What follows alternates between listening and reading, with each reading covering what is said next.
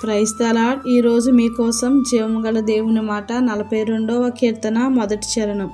దుప్పి నీటివాగుల కొరకు ఆశపడినట్లు దేవా నీ కొరకు నా ప్రాణము ఆశపడుచున్నది.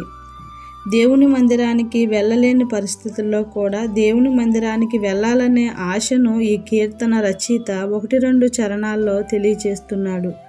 దేవుణ్ణి ఎరిగిన వారుగా ప్రతి ఒక్కరూ కూడా ఈ విధమైన ఆసక్తిని కలిగి ఉండాలి. దేవుని సన్నిధిలో కనపడాలి, పాటలు పాడి దేవుని స్తుతించాలి, అలాగే ఆయనకు లోబడే జీవితాలను జీవించాలి.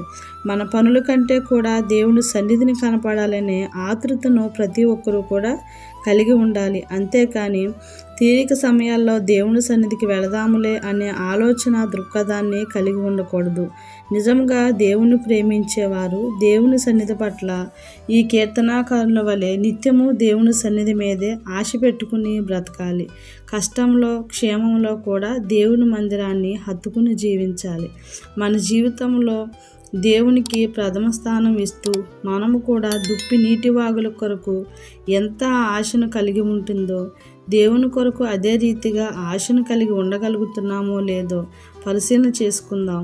దేవుని మార్గాల్లో నడుచుకుందాం. దేవుడి మాటల ప్రకారం మనందరినీ నడిపించునుగాక.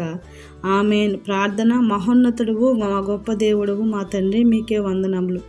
అనిత్యము మీ సన్నిధి పట్ల ఆసక్తి కలిగి ఉండేవారంగా ఉండులాగున మీ కృప చూపి సహాయం చేసి మమ్మల్ని అందరినీ నడిపించమని యేసుక్రీస్తు వారి నామములో ప్రార్థిస్తున్నాం తండ్రి. ఆమేన్.